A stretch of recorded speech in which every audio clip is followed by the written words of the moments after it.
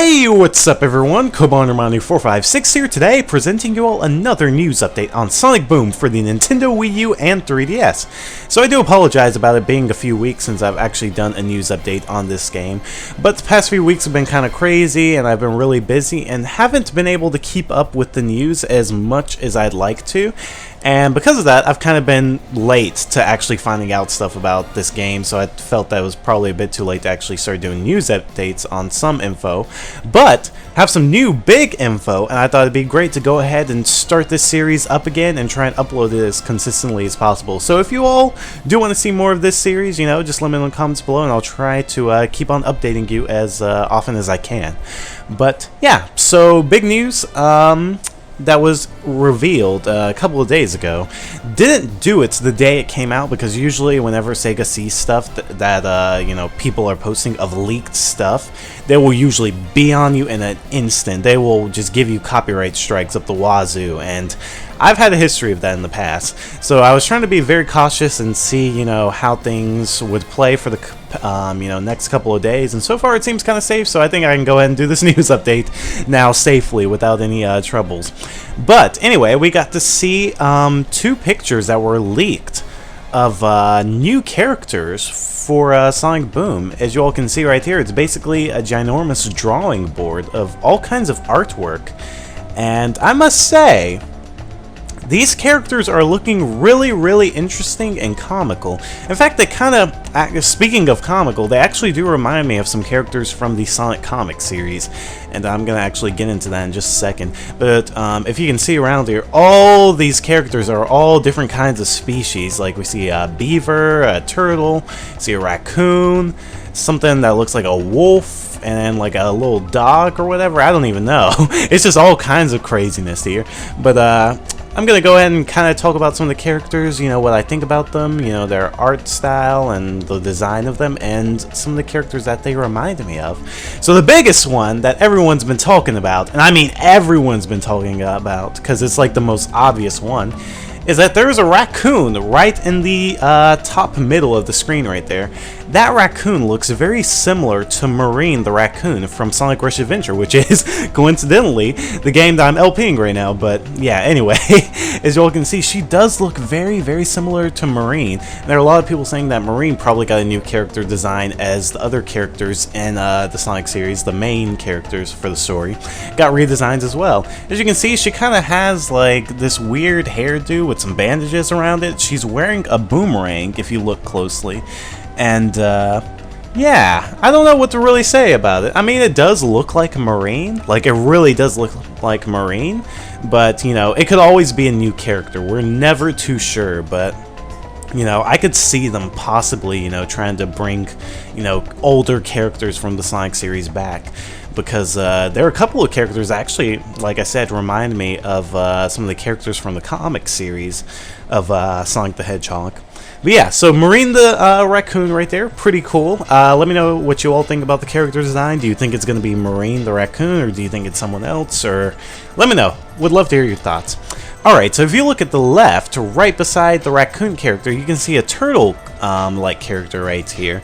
And some of you all may be like, what the heck, we haven't seen a turtle character like that in the Sonic video game universe. But that's the thing, we haven't, but this character looks very similar to a Sonic character from the comic book universe, and that is Tommy the Turtle. Now, if you all aren't familiar with Tommy the Turtle, Tommy is one of Sonic's childhood friends who would also be an assistant at times to Tails for certain projects, but then later on, he got exposed to nanites from Eggman's virus named Adam, which basically took control of his body and then ended up causing Tommy's life later on. So that really did suck in the comic books, but yeah, I know it's probably a stretch to even say that, you know, this character in this artwork is Tommy the Turtle, but I thought it'd be pretty cool to kind of, you know, tie them together, because wouldn't it be really awesome if Big Red Button actually pulled out some characters from the comic book series and put them into the video game series? As they did say that, you know, they're trying to make, you know, I guess the cast more vibrant, more colorful, you know, more entertaining, and you know, it'd be pretty cool to actually see them go into the comics and kind of pull characters from there, you know, for I guess, you know, other characters that you can run into, as this game is more of an open world game for exploration and stuff. So it makes sense for them to actually, you know, I guess kind of go to comics or whatever, since the comics are more, I guess, story-based and have more characters that the video games don't really have, as the video games aren't emphasizing the story as much. I know it's a stretch, like I said, but it would be pretty freaking awesome. And then also right beneath it, we see another character that looks really, really weird. Now, this is probably my biggest stretch right now that I'm going to say, but that blue character with the red vest, kind of looks somewhat like a walrus. I know, like I said, that's probably kind of a stretch, but he kind of reminds me of Rotor a little bit. Like I said, it's probably a really big stretch. He's got like some mustache or white looking hair or something like that. So I don't know who it is, especially since there's another dude right beside him that kind of looks weird as well. But I'm looking at it and it somewhat looks like a walrus. I can't tell for sure, but you know, it'd be kind of interesting if they added another comic book character, Rotor, who was also in you know, the Sonic TV shows back then with Sally and all those characters like that. But I know that's a really, really big stretch, but I just thought it'd be pretty cool, you know, to kind of bring up something to make you all think a bit, you know.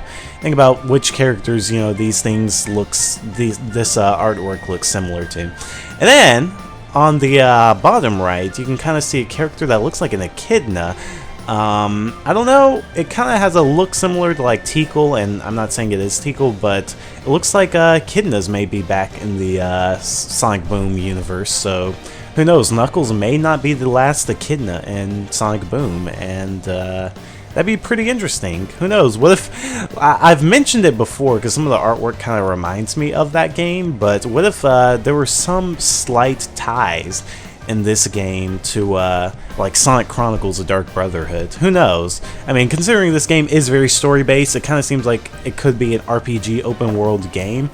And, you know, I don't think it's going to take the RPG elements too seriously if it does, but, you know, I don't know. Just something I thought of right now.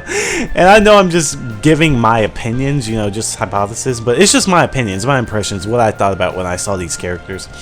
And then right beneath that walrus-looking dude in the like red vest, you see a robot that actually kind of has a bit of a look similar to like a Merle, one of the robots that we've seen in Sonic Battle, the Sonic X series. We saw him in Sonic Chronicles: The Dark Brotherhood. In fact, Sonic Chronicles: The Dark Brotherhood actually had a lot of storytelling, kind of talking about the you know, Gizoids, which is what a Merle is.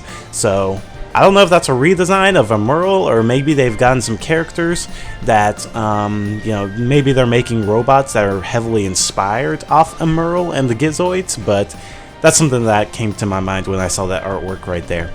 So yeah, that's basically it for the info on, you know, the characters in this picture, and just my personal opinions and my thoughts on these characters.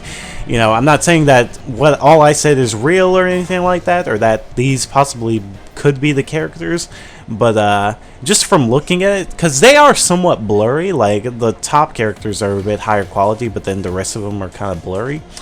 But looking at it, yeah, I don't know, that's just kind of like what sparked my mind when I first saw these characters.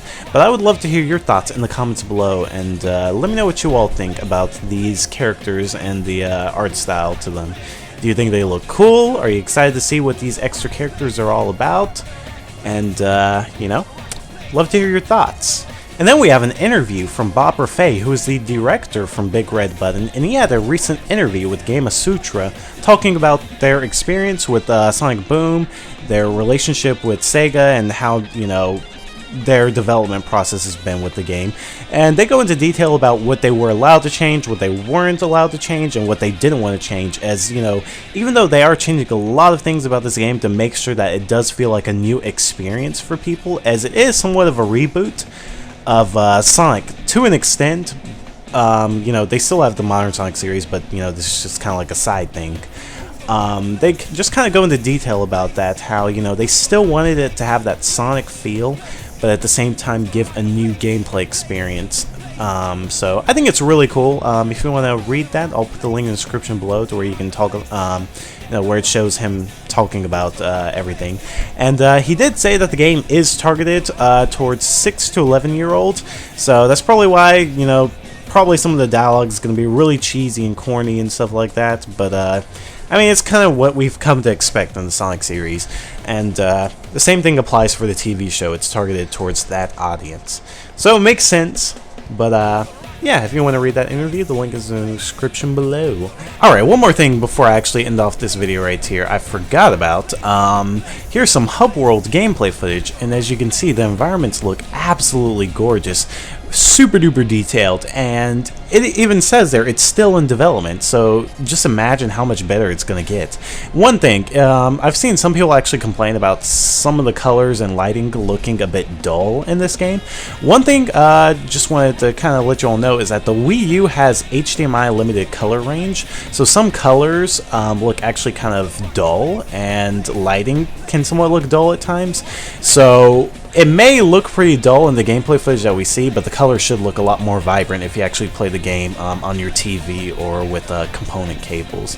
But since they recorded this gameplay footage, it can't look as good. But yeah, there we go. Hub World gameplay footage. Looks pretty sick. But that wraps it up for this news update, so thank you all so much for watching. If you did enjoy the video, make sure to drop a like and a comment. It really helps out a ton. And I'll try to keep you all as updated as I can on the latest info on Sonic Boom. So yeah, thank you all again for watching. See you all. Have a good day. Peace, Cobonier Mites.